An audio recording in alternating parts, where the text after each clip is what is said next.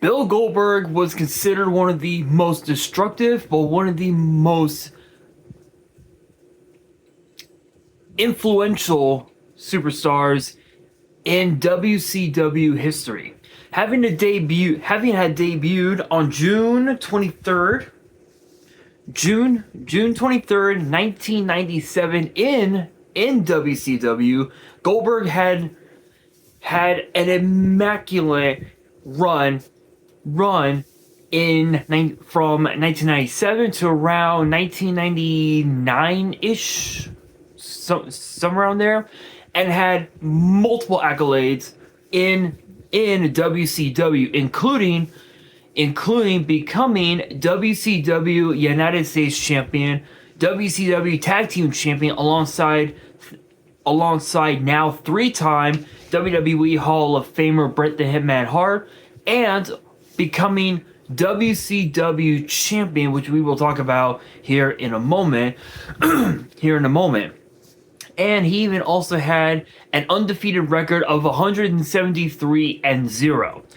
By the time WCW landed in Atlanta, Georgia,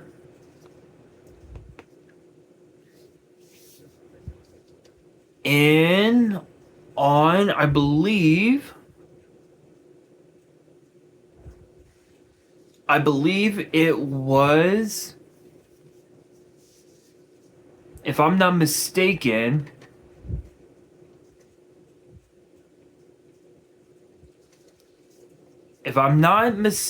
he had won the WCW title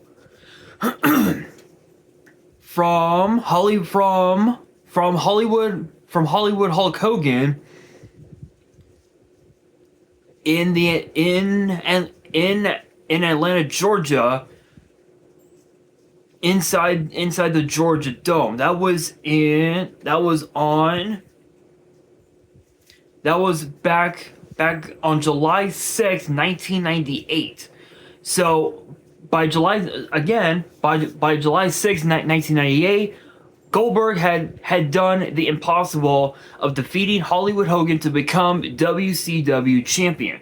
He would go on to hold that title for quite some time before ultimately losing the title to Kevin Nash at a pay-per-view called Starrcade on December 27th later that year.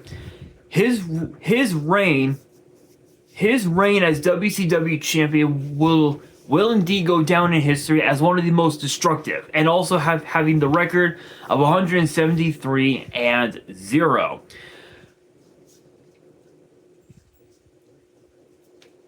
However,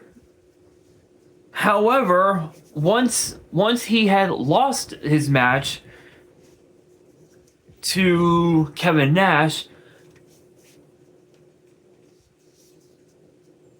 was very interesting, to say the very least, because he would go on to try to win the title, and unfortunately that did not come to pass. However, he did go on to win the United States title for, I believe, a second time in his career, where he defeated Sid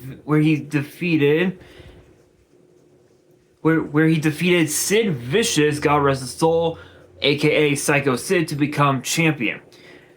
However, it wasn't long after that.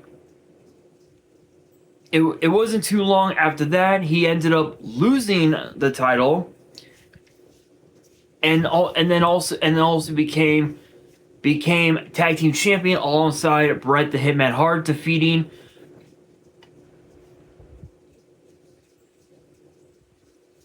defeating Creative Control, which I believe was the team of Ronald and Donald Harris. And after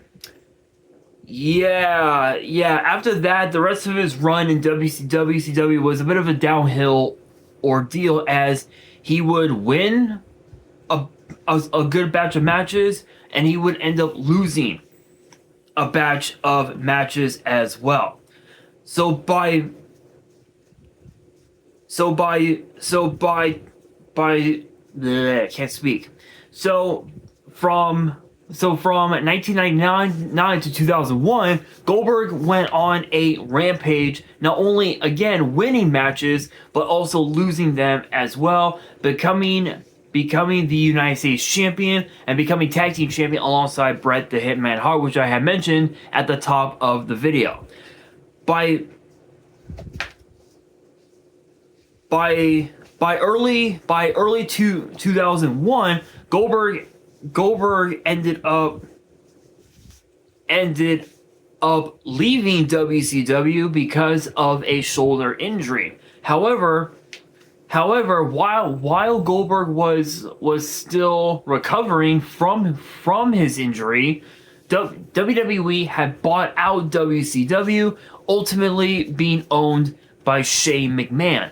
This led to WCW being in this chaotic war against WWE before ECW ultimately joined WCW to form the alliance to fend off against the WWE. But even we know that WCW and ECW could not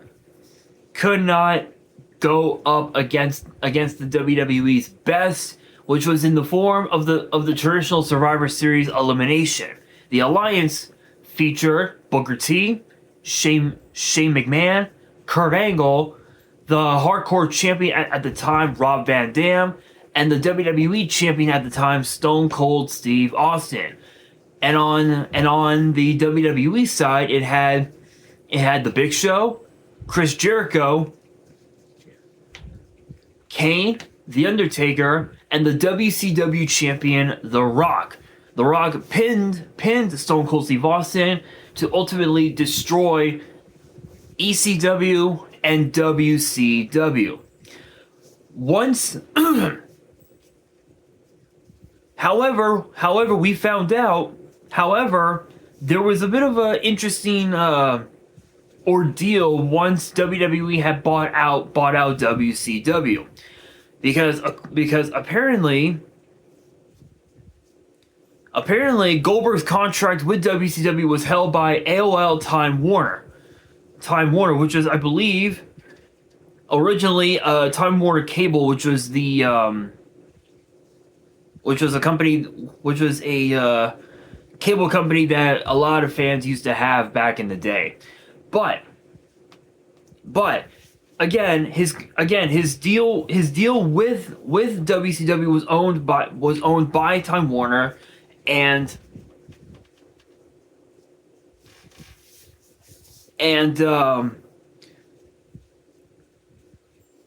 was not among those acquired by WWE, as it included a financial payout, and it was a huge payout for Goldberg, because his contract with WCW had lasted until May of 2002. So there were a lot of fans that were speculating that maybe Goldberg would sign with WWE at that time. Wrong, sir.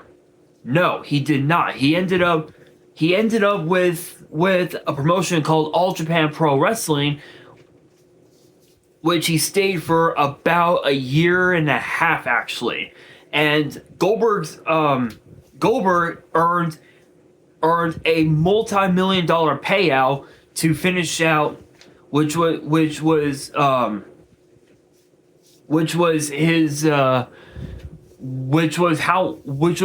remainder of how much WCW owed Goldberg before WCW went out of business. So by April of 2002, he suffered an arm injury during the Toyota Pro Celebrity Race at the Long Beach Grand Prix. And then later that year, in August of 2002, he returned to the ring in Japan. He initially joined All Japan Pro Wrestling, defeating superstars the likes of Satoshi Kojima, Taiyo Kia, and Rick Steiner as well. His success in Japan led to WWE, and they were in contact with Goldberg, negotiating a deal with him. So by March of 2003, there was a promotion that there was a promo video or a vignette announcing his arrival, which aired during WrestleMania 19. He then debuted the very next night after WrestleMania on March 31st, 2003. Started up a feud with The Rock, and then had some incredible matches against superstars the likes of The Rock, 3-minute warning, Chris Jericho, Christian Cage, Triple H, Shawn Michaels. The list goes on and on. Goldberg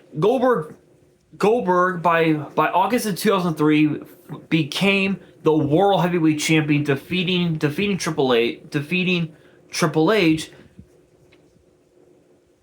or actually, let me rephrase that. By August of 2003, he was chasing the World Heavyweight Championship, which was held by Triple H at the time. That led to Goldberg competing in the Elimination Chamber for the World Heavyweight title that featured superstars the likes of Chris Jericho, Randy Orton, and Triple H himself. This led to a huge championship match at a pay-per-view called Unforgiven, where it was title versus career, which was either Goldberg becomes World Heavyweight Champion, or his career would come to an end. However, Goldberg went on to become the World Heavyweight Champion, and Triple H offered a $100,000 bounty to anyone who would put Goldberg on the shelf. And it was Batista it was WWE legend Batista that sidelined Goldberg, but that didn't last very long. This led to, obviously, Triple H and Goldberg having a series of matches, which ultimately culminated at a pay-per-view called Armageddon on December 14th, 2003. At that time, Triple H, Goldberg, and Kane competed in a triple threat for the World Heavyweight title. Obviously, Goldberg's reign as world champion lasted only 84 days, where as opposed to Goldberg's reign as WCW champion, it lasted over 170 days. So by early 2004, Goldberg started a rivalry with Brock Lesnar, ultimately putting Goldberg in the number 30 spot in the Royal Rumble, and Lesnar eliminated Goldberg or actually attacked Goldberg, and ultimately being eliminated by Kurt Angle. This led to Goldberg interfering in Brock Lesnar's title match against WWE Hall of Famer, the late great Eddie Guerrero, God rest his soul, and costing Lesnar the WWE title. This led to both men getting into a scrap multiple times over on Raw, on SmackDown, live events, wherever, and it culminated at WrestleMania 20, where it all begins again. Yes, that was the punchline for WrestleMania 20 inside Madison Square Garden. However, WWE announced that there will be a special guest referee to ensure, that both men would leave it all in the ring. That man was WWE Hall of Famer Stone Cold Steve Austin. Goldberg ultimately won the match. However, both Goldberg and Brock Lesnar left WWE that very same night. The big difference between Brock Lesnar and Goldberg is that Brock Lesnar went on to play for the Minnesota Vikings in the NFL, where as opposed to Goldberg, he had already had a football career back in the 90s before getting signed with WCW.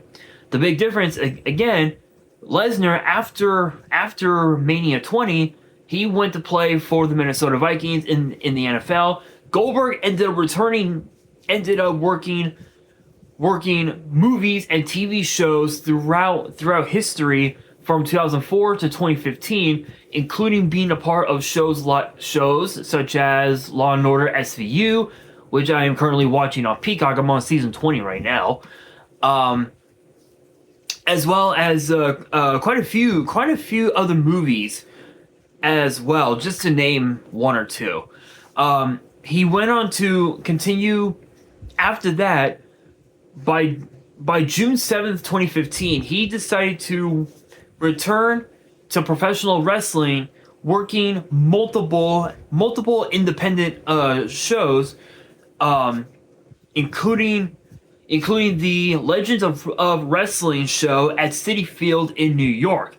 And it was not and even though he was not scheduled to wrestle, he did show up to aid Rob Van Dam after his match with Scott Steiner, which he hit Steiner with the spear and Doc Gallows, or AKA Luke Gallows, with a jackhammer.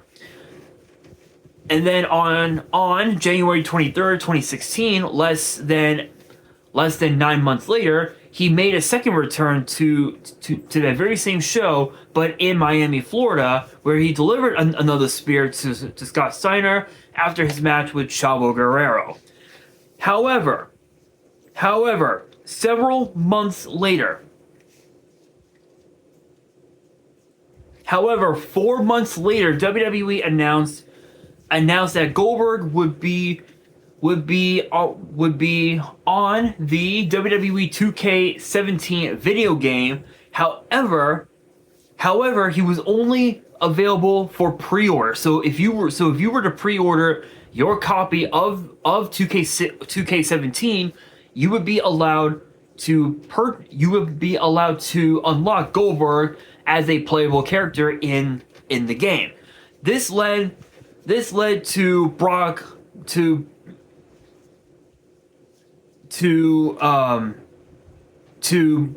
both Goldberg and Brock Lesnar trading multiple insults throughout the entire summer, and of course leading into the fall of 2016. This led to Goldberg making an announcement on SportsCenter that he did not feel like that he owed Brock Lesnar a rematch from WrestleMania 20. However, Goldberg did agree to give Brock Lesnar a match at Survivor Series in 2016 in Toronto, Canada, which did not last long because Brock Lesnar didn't even get one single punch in. All he got was a push to Goldberg, which gave Goldberg the chance to hit Lesnar with 2 spears and a jackhammer, picking up the victory. And of course, we all thought, because that he had been away from WWE for well over 12 years, we all thought that it was going to be a one and done deal. Nope, it was not. We found out that Goldberg had signed a multi-year deal with WWE, allowing him to show up several, at least 1, 2, maybe 3 times per year to either work promos or work a match. This led to Goldberg announcing that he would compete in the Royal Rumble match in 2017, which he ultimately got eliminated by fellow Hall of Famer The Undertaker. Not long after that, he announced that he would be chasing after the Universal Championship, which was then held by Kevin Owens. And of course, Goldberg defeated Kevin Owens with a spear and a jackhammer, all thanks to the distraction of a returning Chris Jericho after what Kevin Owens did to Jericho on Raw the previous month. This led to obviously Brock Lesnar announcing that he would be facing Goldberg at WrestleMania. However, Lesnar did not know that Goldberg was going to become Universal Champion. So WWE decided to announce that the match between Goldberg and Lesnar at WrestleMania 33 would be for the Universal title. Goldberg ended up winning the title, and that night was the last time we saw Goldberg for quite some time. However, again, he did show up. He did make an appearance the following night on a little show that WWE used to do called Raw Talk, which aired on the WWE network after each episode of Monday Night Raw.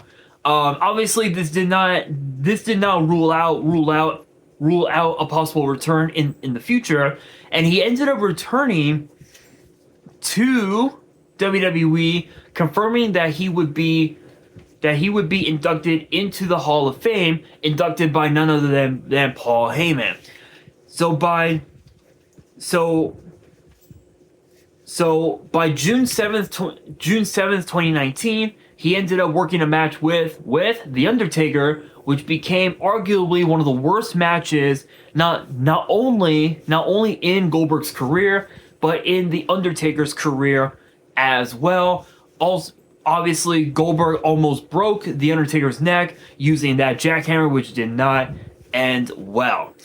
SummerSlam later that year, 2 months later, worked a match with Dolph Ziggler, and that wasn't pretty. I can guarantee you that Dolph Ziggler, Nick Nemeth, he wasn't having a pleasant night that night. I can guarantee you that, and I know because I saw the match. It wasn't pretty, you guys. It was not pretty.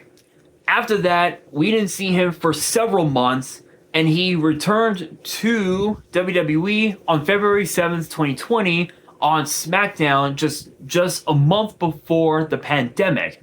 This led to Goldberg announcing that he would challenge the Fiend Bray Wyatt for the Universal title. Bray accepted the match for Super Showdown later that month on February 27th, just 20 days later. Yes, Goldberg did win the title, but it was considered to be the worst. It considered to be a match that Bray needed to win, but at the same time, Goldberg wanted to make history, and he did. He made history, becoming the first wrestler to win a world title after being inducted into the WWE Hall of Fame. Never before has that ever happened. Obviously, it was supposed to be Goldberg versus Roman Reigns at WrestleMania inside Raymond James Stadium. However, because of the COVID-19 pandemic, that did not come to pass. Roman ended up leaving WWE because of his leukemia. He didn't want COVID to spike his leukemia any further, and he ended up leaving. This led to Goldberg's opponent being changed from Roman Reigns to Braun Strowman, which Strowman defeated Goldberg to become champion. After a 9-month hiatus away from WWE because of the pandemic, Goldberg challenged Drew McIntyre for the WWE title at the Royal Rumble on January 31st, 2021. Drew McIntyre successfully retained the title, and then later that year, And then later that year, he confronted Bobby Lashley, and at that time, Lashley had finally became WWE champion, which led to both men having a match against one another for the WWE title at SummerSlam, which his son Gage, he got put in the Hurt Lock at that time. This led to both Lashley and Goldberg having arguably one of the most chaotic rivalries I've seen in a very long time, which culminated at Crown Jewel. Goldberg picking up a victory over Bobby Lashley. He then returned to WWE once again on February 4th, 2022, challenging Roman Reigns for the Universal title. This match would determine what would happen at WrestleMania, because of the fact that they were going to unify both the WWE title and the Universal titles to create one undisputed Universal Championship. There were two different possibilities. Because that Brock Lesnar had become WWE champion already, excuse me, this led to one of two options. Either we get the rematch from WrestleMania 31, or we get the rematch from WrestleMania 33. Would it be Lesnar versus Goldberg, or Reigns versus Lesnar?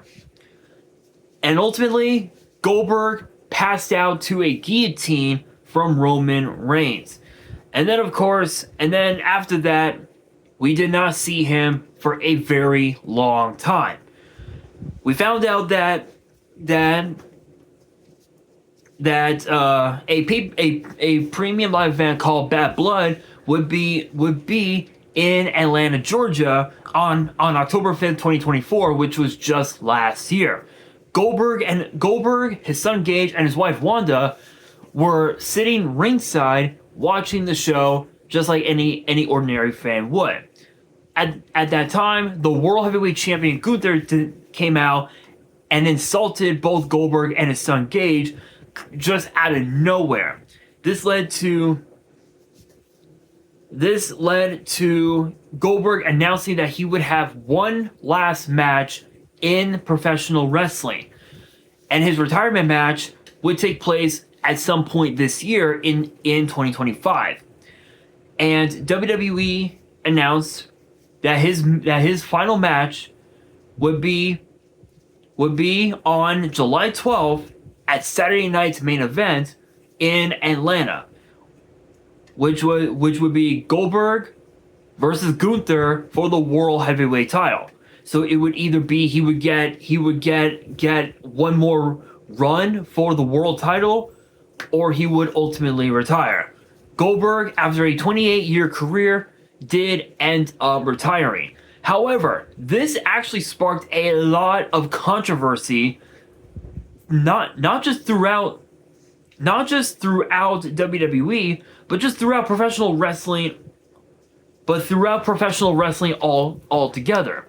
Not only did Goldberg admit in a recent interview that he felt like his match should have ended on a PLE, but fans even also speculated that the match between Gunther and Goldberg should have taken place at a PLE like SummerSlam. However, because in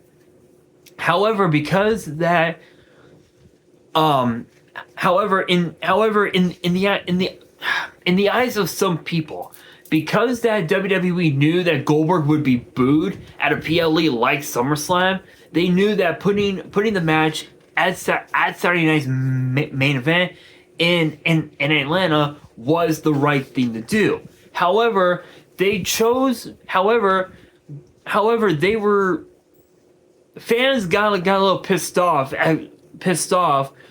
when they cut the rest of the feed off after the match, because after the match, Goldberg was supposed to cut a promo announcing that this was indeed the end, sharing his, showing his love and support, to his fans, his friends, his family, and to his fans watching at home. But that got ultimately cut off by WWE because obviously, I guess it was on a strict time limit, I guess. But yeah, as far as like what I think could have happened, I feel like yes, it should have happened on a PLE like SummerSlam, because if that were to have been the case, then the I feel like it definitely would have been another five. It would have been a 5-star instant classic, because we know that when it came to Goldberg, especially from his time in WCW, he always delivered. From what I had read in various reports, at least I think I did. I don't remember. It's been a while, you guys. It's been a while. Goldberg had put on instant classics with each match that he was in when he was working WCW, especially his match with Hollywood Hogan in ironically enough, Atlanta, Georgia, on WCW Nitro. So in my opinion, the question becomes, should that match between Goldberg and Gunther, should that have taken place at a PLE like SummerSlam?